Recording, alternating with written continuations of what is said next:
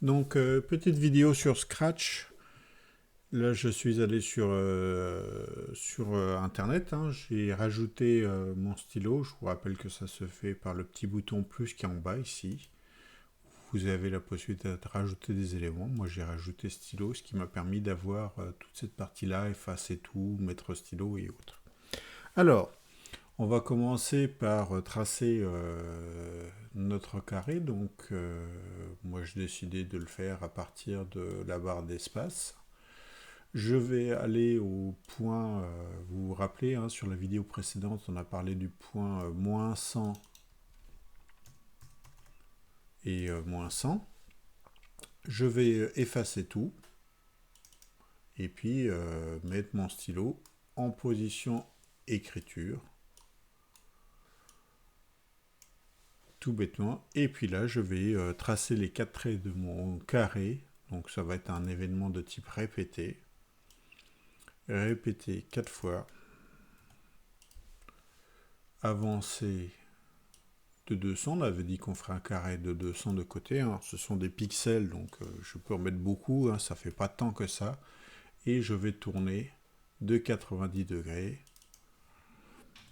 Mais ça, on l'avait déjà fait. Hein. Un carré, vous vous rappelez, on avait fait pas mal d'exercices autour du carré. Donc voici mon carré.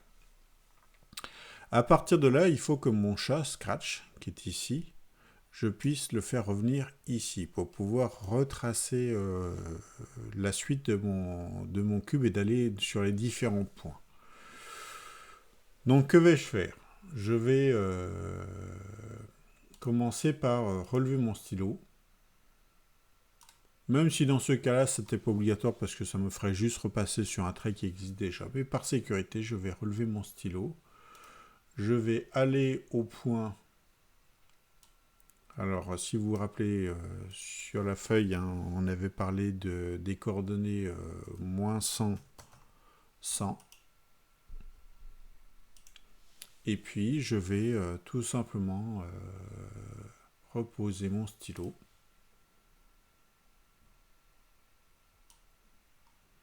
Donc forcément, si je fais ça, si j'exécute, mon chat se retrouve bien en haut, mon Scratch. Il était à la fin de mon carré en bas à gauche, il se retrouve en haut à gauche. Et à partir de maintenant, je vais pouvoir aller à tous les points que j'ai définis tout à l'heure, toutes les coordonnées. Donc par exemple, si je fais moins 50, 150, il a commencé à me tracer le chat, le petit bout de trait. Et si je vais sur tous les points, j'avais déjà préparé un petit peu à l'avance pour ne pas perdre de temps sur cette vidéo, mais ça va me permettre de tracer un cube. Après, vous pouvez faire un cube plus petit, vous pouvez recalculer. Si vous êtes vraiment ambitieux, vous pouvez essayer de tracer un cône, ou ça c'est très très difficile, ou ne serait-ce que